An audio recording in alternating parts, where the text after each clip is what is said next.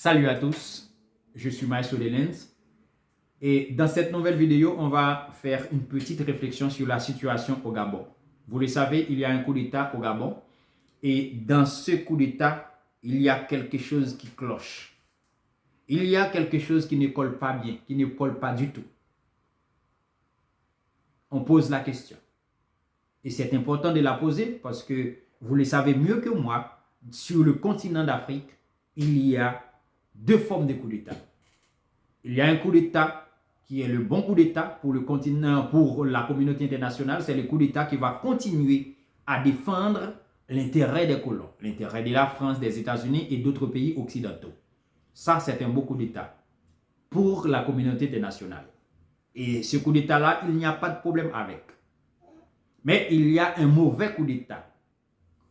Le coup d'État qui est mauvais, c'est le coup d'État qui veut prioriser l'intérêt du peuple africain, qui veut son indépendance, qui veut sa liberté, qui veut se libérer sous la domination des colons, de la France, des États-Unis et d'autres. Ça, c'est un mauvais coup d'État pour la communauté internationale. Et quand il y a eu ce coup d'État-là, la communauté internationale, et spécialement la France, et parle des sanctions, parle d'intervention militaire. Tout récemment, c'est le cas du Niger.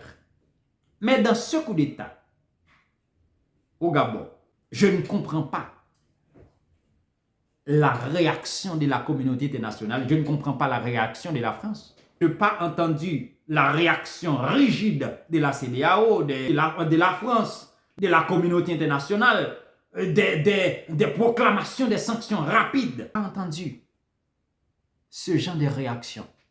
Qu'est-ce qui se passe? C'est un coup d'État organisé par la France ou non?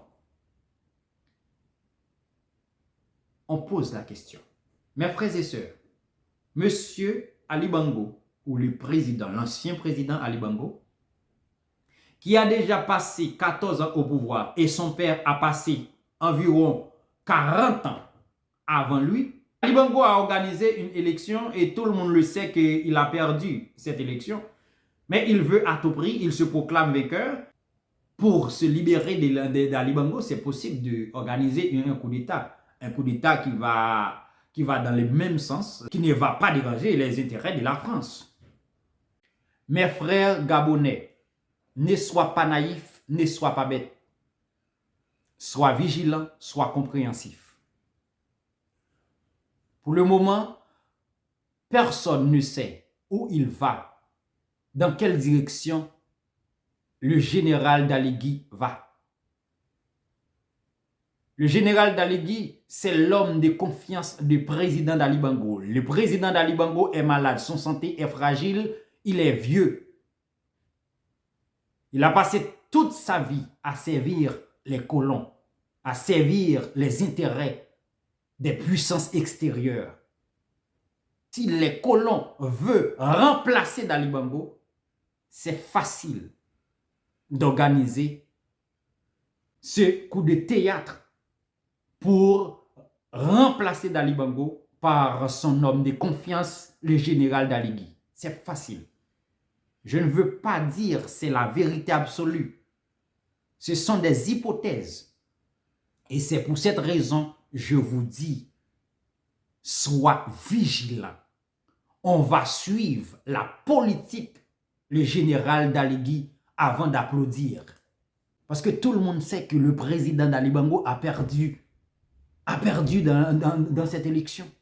C'est le président d'Ali Bongo par le général Daligui pour continuer à exploiter, pour continuer à garder ses intérêts. Le général Daligui, c'est l'homme de confiance d'Ali Bongo. C'est l'homme de la famille d'Ali Bongo. Ne crie pas victoire. Mes frères gabonais, n'écris pas victoire. C'est trop tôt pour crier la victoire. On va plutôt suivre la trace, la direction où il va. Ce général, où il va. Est-ce qu'il va continuer à défendre les intérêts des colons au détriment du peuple gabonais, ou il va prioriser le bien du peuple gabonais? Il y avait sanctions rapides pour le Niger. Il n'y avait pas de sanctions. Il n'y a pas de sanctions pour le Gabon. Il y avait des condamnations avec des pressions d'intervention militaire pour le Niger. Pour le moment, il n'y a pas de pression militaire ni condamnation ferme pour le Gabon. Et on attend. On attend. On va analyser. Tôt ou tard, la vérité sort. Et on attend. C'est possible que le général Daligui veut donner l'indépendance à son pays. Parce que c'est trop, c'est trop.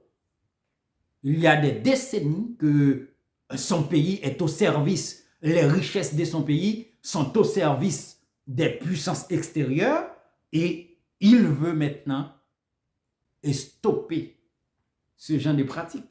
C'est possible. C'est pour cette raison. Je vous demande de suivre de près et de loin l'évolution de cette situation. On attend.